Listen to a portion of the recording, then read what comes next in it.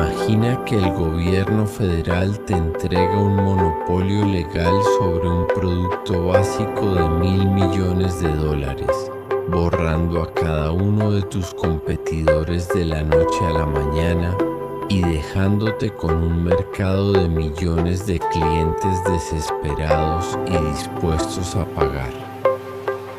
Tú no lo pediste, no hiciste cabildeo por ello, pero de repente tienes las llaves de la cadena de suministro más rentable de la Tierra. Esto no es una fantasía de una startup tecnológica.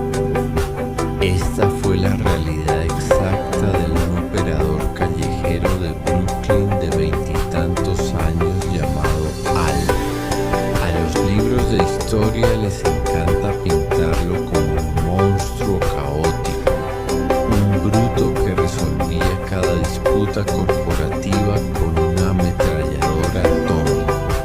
Pero los libros de historia te están viendo. Él no era un fallo en el sistema americano, era su producto definitivo.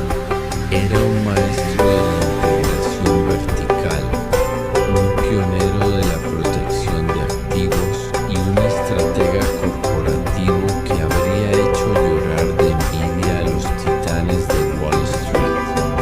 Simplemente le tocó operar en una sala de juntas donde una adquisición hostil significaba un funeral literal.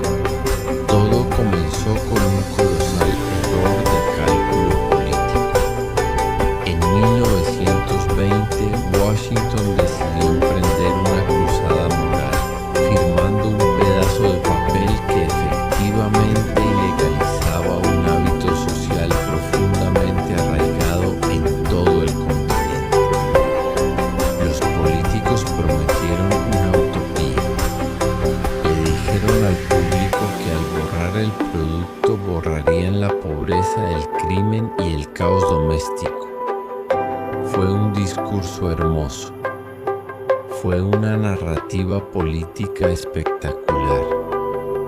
Y desde el punto de vista económico, fue un absoluto suicidio, porque Washington olvidó la primera regla de la naturaleza humana.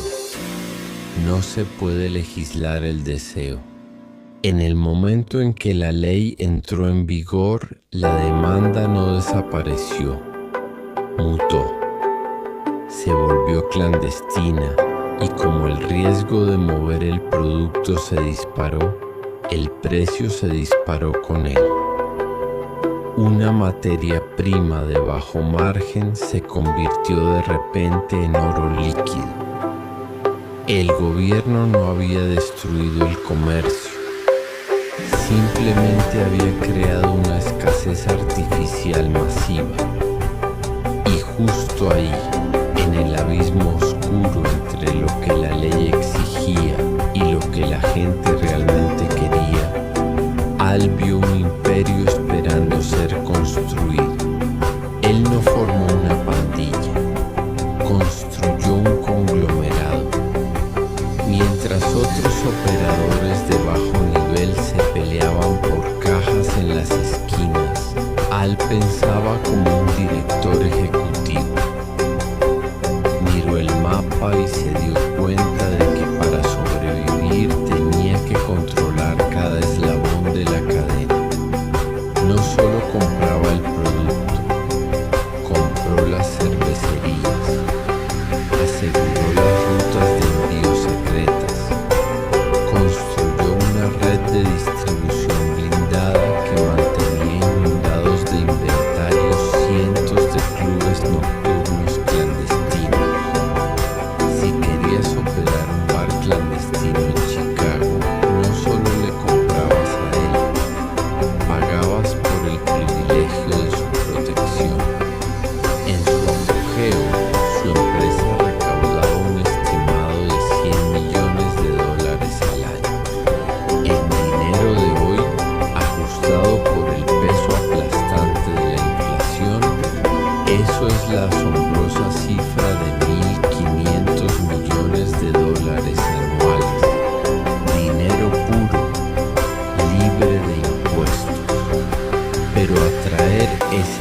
de atención genera un peligro operativo masivo. ¿Cómo retienes miles de millones de dólares cuando la moneda misma que posees se considera contrabando? No puedes entrar a un banco con una maleta llena de billetes sucios. Así que Al se convirtió en un pionero en un campo completamente nuevo de la ingeniería financiera. Compró negocios legítimos que manejaban mucho efectivo, restaurantes, servicios de lavandería, locales de entretenimiento. Mezcló el dinero ilícito con los ingresos diarios de las cajas registradoras, fusionando el mundo de las sombras con la economía legal hasta que la línea entre ellos se disolvió por completo. Le dio a su imperio un rostro público legítimo. Más importante aún, se dio cuenta de que en una economía subterránea, tu gasto operativo más importante no es la logística ni el inventario, es el seguro. Y en el Chicago de los años 1920, el seguro significaba poner a toda la infraestructura de la ciudad en la nómina. Él no luchó contra el sistema, lo compró. Oficiales, detectives, jueces y políticos de alto rango, todos tenían un precio y Al tenía el capital para pagarlo. La corrupción no era un mal funcionamiento raro en la maquinaria de la ciudad, era la gracia que mantenía las ruedas girando. Dejó de ser un simple proscrito escondido en las sombras para convertirse en el empleador más grande de la ciudad, un gobernador en la sombra y un héroe popular para un público que veía las restricciones del gobierno federal como un chiste tiránico. Entendía el juego mejor que nadie. Sabía que sus asombrosos márgenes de ganancia solo existían porque el Estado había ilegalizado su producto. Si las restricciones desaparecían, los márgenes premium desaparecerían con ellas. Por lo tanto, como cualquier ejecutivo brillante que se enfrenta a un mercado regulatorio volátil, comenzó a diversificar su cartera, moviendo su capital hacia el juego y otros activos ilícitos generadores de efectivo. Pero incluso mientras aislaba su riqueza, una tormenta mucho más oscura y aterradora se vislumbraba en el horizonte. Porque cuando todo tu modelo de negocio se basa en mantener un monopolio artificial mediante la fuerza bruta, cualquier amenaza a tu territorio exige una respuesta inmediata y devastadora. A medida que los sindicatos rivales comenzaron a poner los ojos en su imperio multimillonario, la línea entre la estrategia corporativa y la guerra total comenzó a desdibujarse, preparando el escenario para una confrontación explosiva que conmocionaría a toda la nación y dejaría a Al frente a una trampa invisible que nunca vio venir. La guerra corporativa no solo se filtró en las calles, las inundó. Cuando las redes de distribución rivales intentaron recortar el territorio de Al, él no presentó una demanda. Ejecutó una adquisición hostil. Todo culminó una gélida mañana de febrero de 1929, dentro de un garaje sin calefacción en la calle Clark. 7 hombres, todos vinculados a un sindicato competidor, fueron alineados contra una pared de ladrillos por lo que parecía ser un escuadrón de oficiales de policía. No fue una redada, fue una ejecución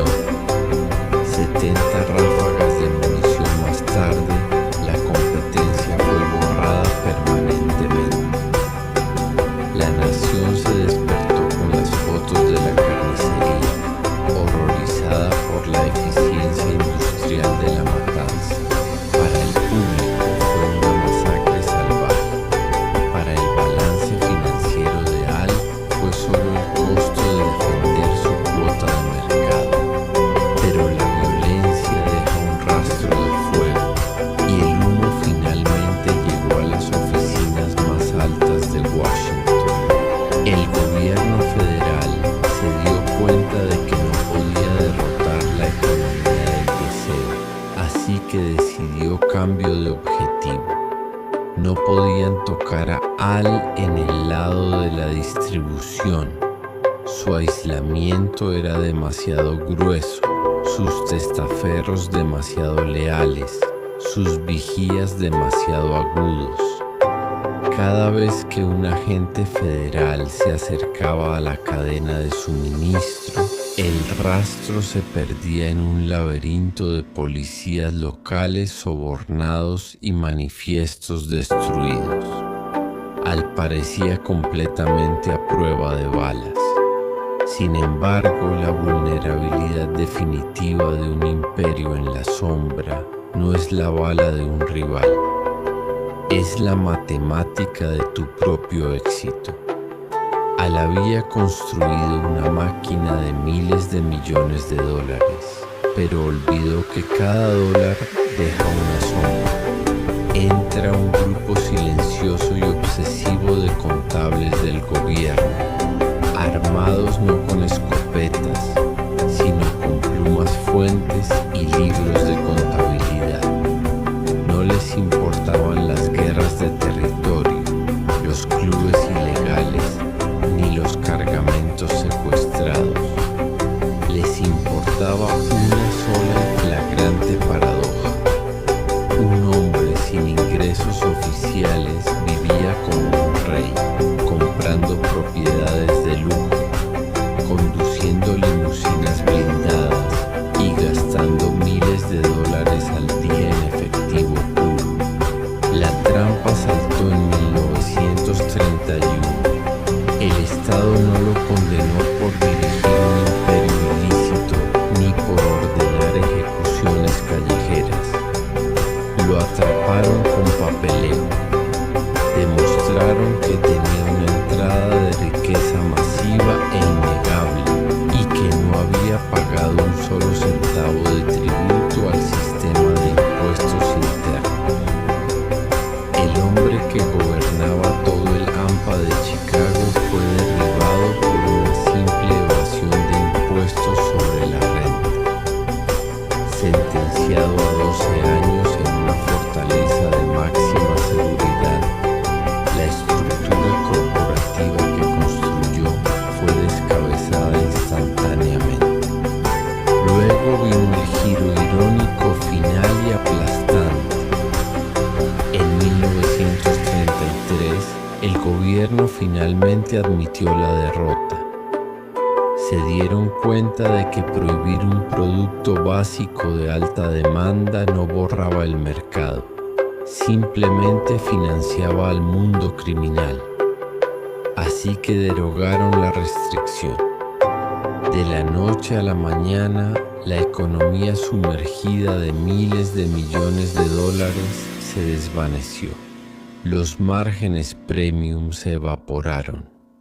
Corporaciones legales y fuertemente reguladas dieron un paso hacia la luz. Se hicieron cargo de las cervecerías, estandarizaron la logística y estabilizaron los precios.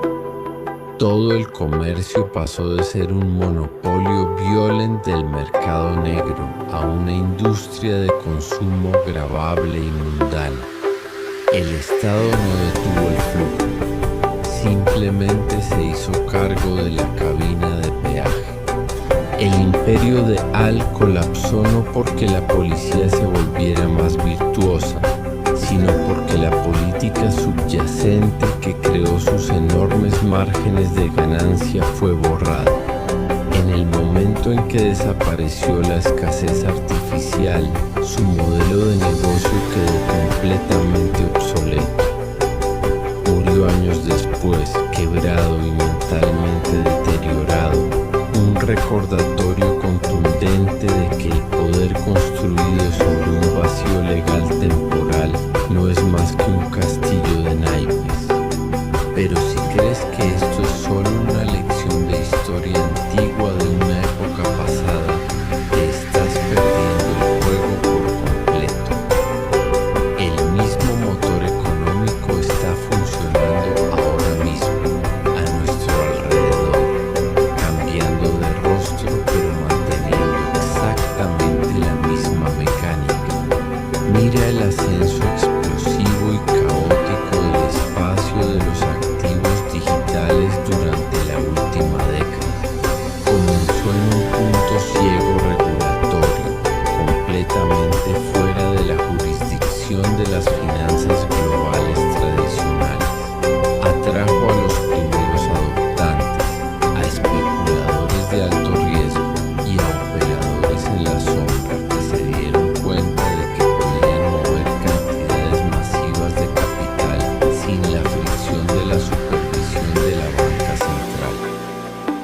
márgenes eran salvajes.